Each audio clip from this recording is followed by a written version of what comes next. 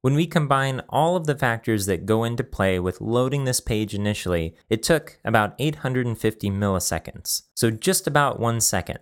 Now that number's not bad in general. As I said before, users will expect a page to load within 2 seconds, and we're well under that number. But my experience here, on my computer, is going to be different than people's experiences around the world, and with different kinds of devices, even within my country. Chances are, if you're a developer of some kind, you also have a pretty quick computer, and you probably have a solid internet connection. If you're in the United States, then that also means that you're close to the web server that's hosting this website, which means that it's going to load faster for you. Myself, I'm in Idaho right now, which is pretty close to Colorado where my site is hosted. I also have pretty fast internet and a fairly new computer with a fast processor and good memory. So this number is probably the best case scenario. So we'll try to consider the different variables that would come into play to change this experience.